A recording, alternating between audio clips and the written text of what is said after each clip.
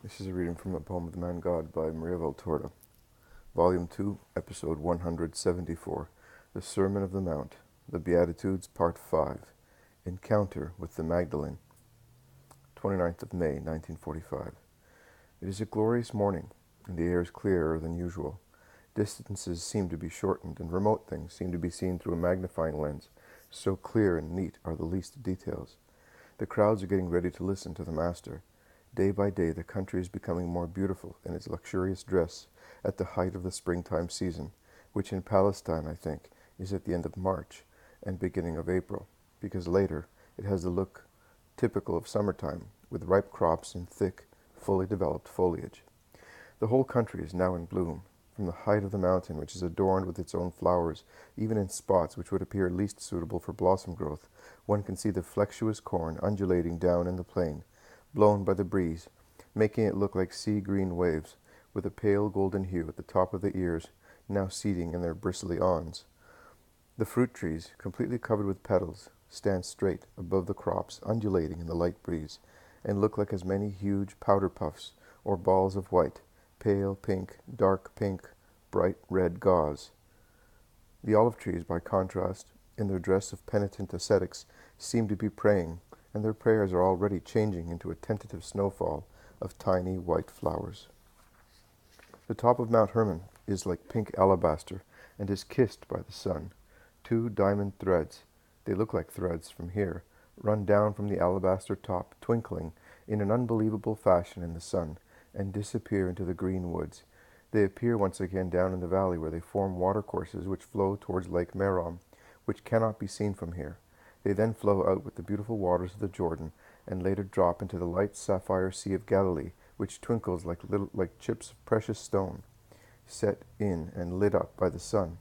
The sails moving on the lake, calm and splendid in its frame of gardens and wonderful countryside, seem driven by small light clouds sailing in the sea of the sky. Nature really seems to be smiling in this early hour of a spring day. And the crowds throng incessantly. They come up from all directions, old, healthy, sick, children, and young couples who wish to start their married life with the blessing of God's word. There are beggars and wealthy people who call the apostles and give them offerings for those who are poor, and they are so anxious to find a concealed place in which to do it that they seem to be going to confession.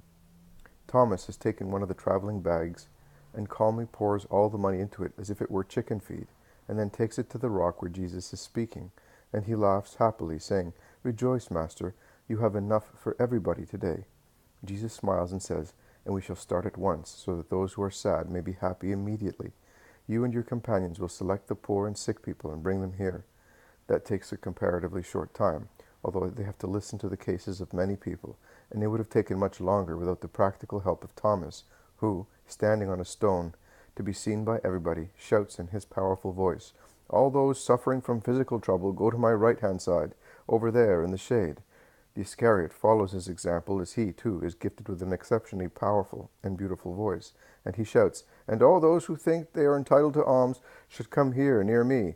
And make sure you are not telling lies, because the eyes of the Master can read your hearts." The crowds start moving about to form three groups: those who are sick, those who are poor, and those who are anxious only to hear Jesus' teaching. But two people, and then three of the last group, seem to be in need of something which is neither health nor money, but is more necessary than both: a woman and two men. They look at the apostles, but dare not speak. The severe-looking Simon Zealot passes by. Also Peter passes by. He is speaking to a dozen little children, to whom he promises some olives if they keep quiet until the end of the sermon, and a thrashing if they disturb while the Master is speaking. The elderly, grave Bartholomew passes by. Matthew and Philip pass, carrying a cripple who would have to struggle too much to open his way through the crowd. Also the cousins of the Lord pass by, helping an almost blind beggar and a very poor old woman. I wonder how old she is, who weeps, telling James all her troubles. James of Zebedee passes by, holding in his arms a poor girl who is certainly ill, and whom he has taken from her mother to ensure that she does not get hurt by the crowds.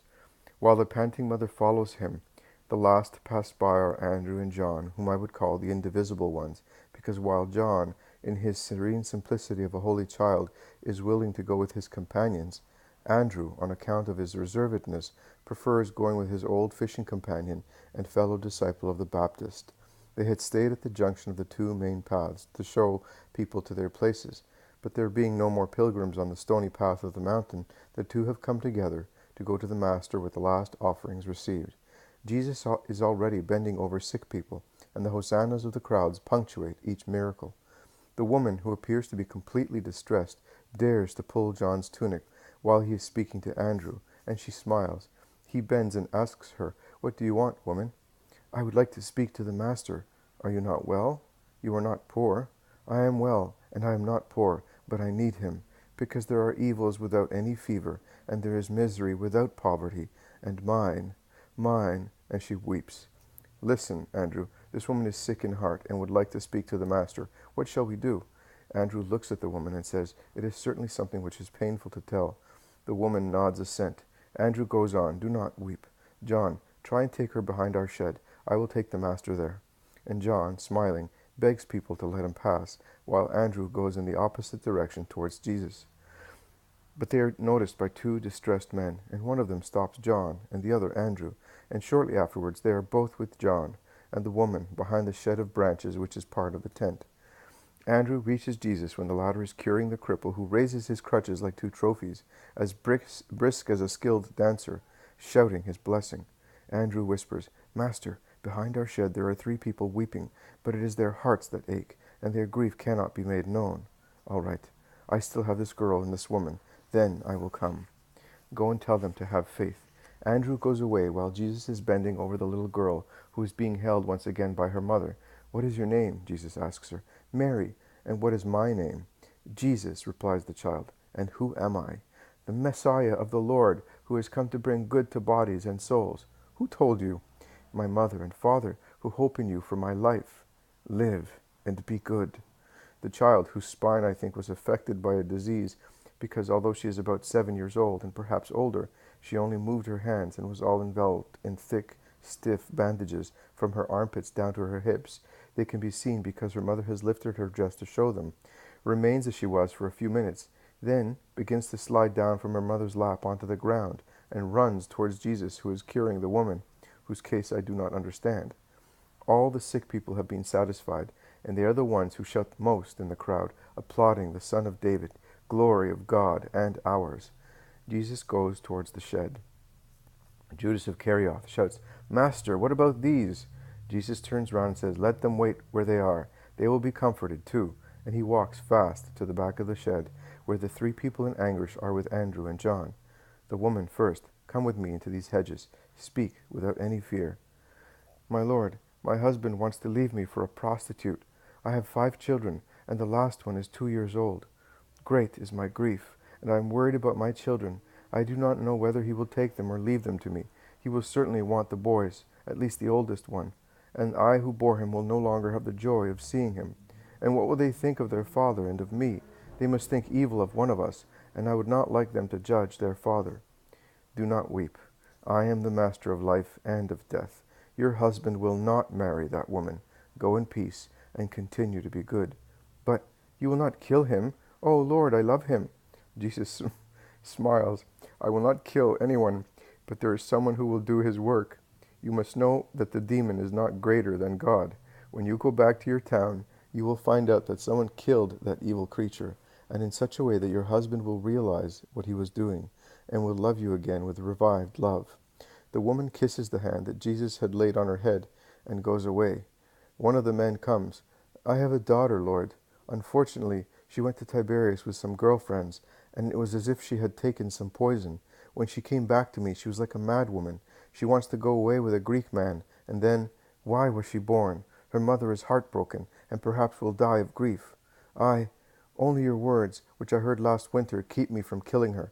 But I tell you, my heart has already cursed her." No, God, who is a father, only curses an accomplished and obstinate sin.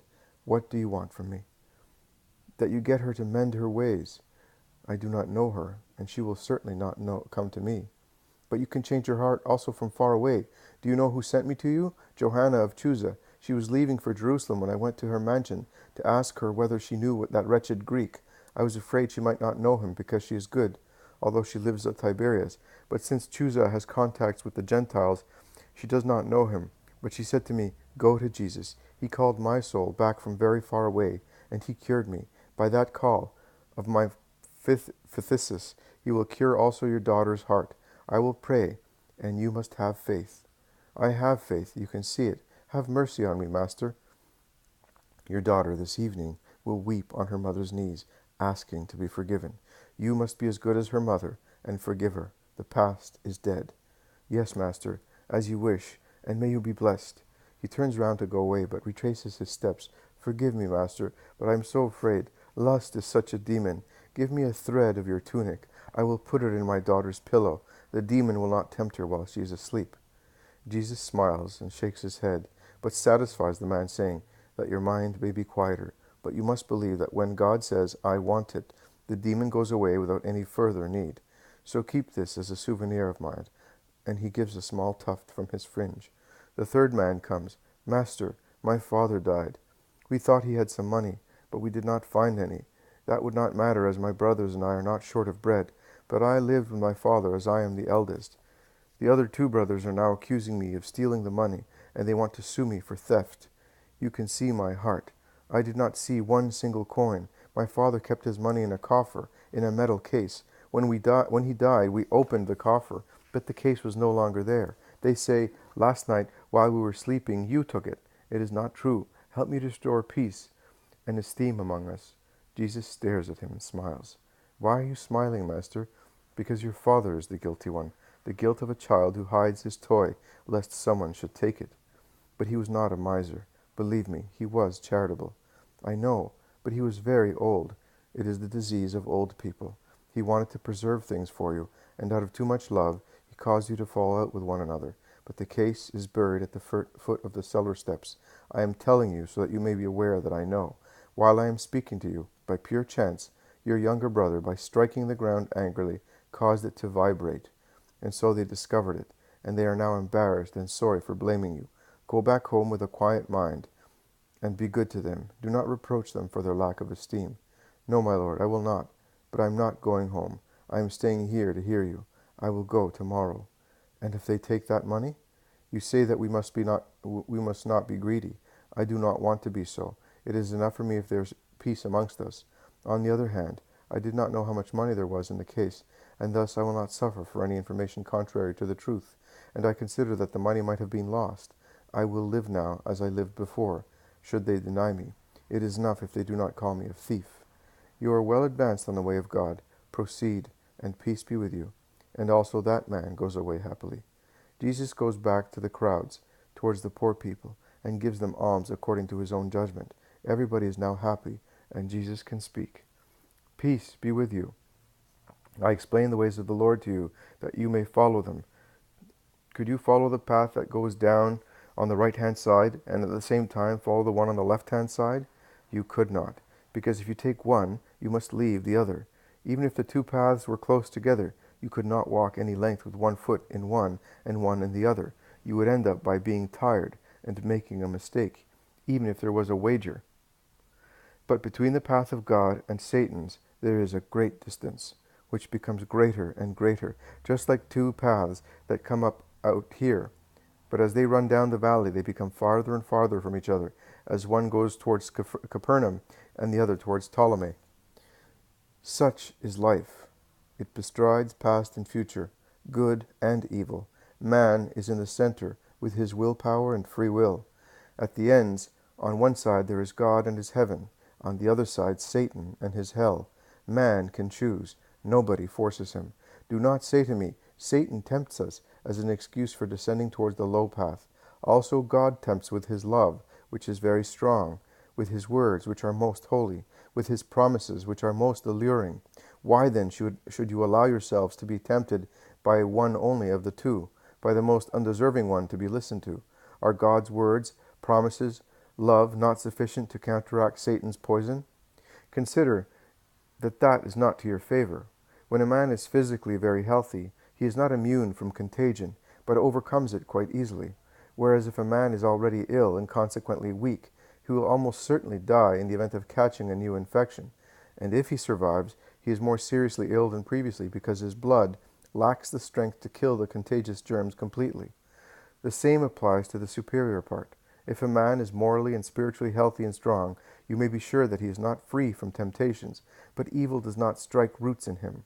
When I hear anyone say to me, I approached this man and that one, I read this book and that one, I endeavored to persuade this person and that one to do good, but in actual fact the evil this person and but in actual fact the evil which was in their minds and in their hearts, the evil which was in the book, entered my heart.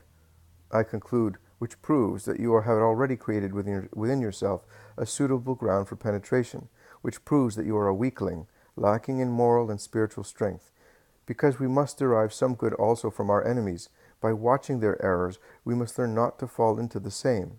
An intelligent man does not become the laughing-stock of the first doctrine he hears. A man saturated with a doctrine cannot make room in his mind for any other.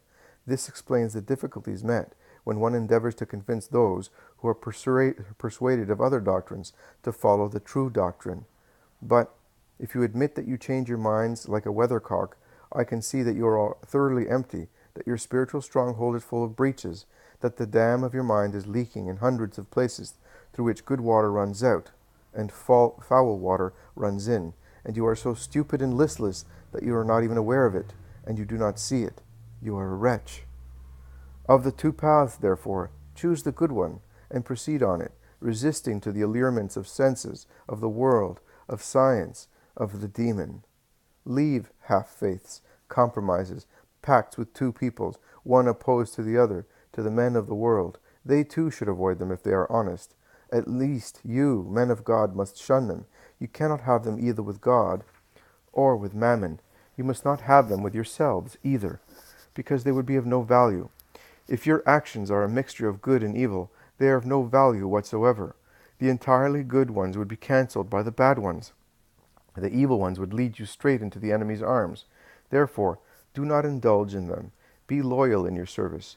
No one can serve two masters with two different minds. He will either love one and hate the other, or vice versa.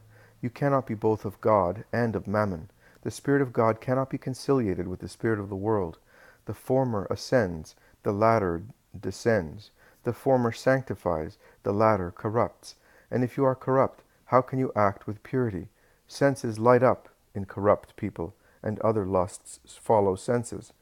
You already know how Eve was corrupted, and how Adam became corrupt through her. Satan kissed the woman's eyes and bewitched them, so that every aspect so far pure became impure for her, and roused strange curiosities. Then Satan kissed her ears and opened them to the words of a new science, his own. Also Eve's mind wanted to know what was not necessary. Then Satan showed her eyes and mind, now awake to evil, what previously they had not seen or understood, and everything in Eve became sharp and corrupt. And the woman went to the man, revealed her secret, and persuaded Adam to taste of the new fruit, so beautiful to the eye, and so strictly forbidden so far. And she kissed him, and looked at him with mouth and eyes already fouled by Satan's gloomy disorder. And corruption penetrated Adam, who saw, and through his eyes he craved for what was forbidden, and he bit it with his helpmate, and fell from such height into mud. A corrupt person will draw another person to corruption, unless the latter is a saint, in the true sense of the word. Watch your eyes, men, both the eyes of your bodies and the eyes of your minds. If they are corrupt, they can but corrupt all the rest. The eye is the light of the body. Your thought is the light of your heart. But if your eye is not pure, because since the organs are subject to thought, a corrupt thought will corrupt also senses. Everything in you will become obscure, and a seducing haze will create impure phantasms in you. Everything is pure in him who has a pure thought, which causes a pure look, and the light of God descends as a master, where there is no obstruction of senses. But if out of ill will you have accustomed your eyes to disorderly visions, everything will become darkness in you. In vain you will look at the most holy things. In the darkness there will be nothing but blackness, and blackness will be the deeds accomplished by you. Therefore, O children of God, defend yourselves against yourselves. Look after yourselves diligently against all temptations. There is no evil in being tempted. An athlete prepares himself for victory, fighting, but it is evil to be overcome, because you are not prepared and you are negligent. I know that everything serves as a temptation. I know that defense is exhausting. I know that it is tiring to have to struggle. But think of what you will gain through these things. And for 1 hour of pleasure, whatever kind it may be, would you like to lose an eternity of peace? What does the pleasure of the flesh, of gold, of thoughts leave you? Nothing. What do you gain by rejecting them? Everything. I am speaking to sinners, because man is a sinner. Well, tell me the truth. After satisfying your senses, your pride, your greed, have you felt fresher, happier, safer? In the hour following your satisfaction, which is always the time of meditation, have you sincerely felt that you were happy? I have never tasted the bread of sensuality, but I will reply in your stead, no. Languor, unhappiness, uncertainty, nausea, fear, restlessness. That was the juice squeezed out of the hour spent in pleasure. But I beg you, while I say to you, never do that, I also say to you, do not be inflexible with those who make mistakes. Remember that you are all brothers, made of one flesh and one soul. Consider that there are many reasons why one is led to sin. Be merciful toward sinners and kindly help them and take them back to God, showing them that the path they have followed is full of dangers for the flesh, the mind, and the spirit. Do that, and you will receive a great reward, because the Father who is in heaven is merciful to good people, and he knows how to give you 100-fold to one. Now I say to you, and here Jesus tells me that you must copy the vision dated 12th of August 1944 from line 35 to the end, that is, to the departure of Mary Magdalene.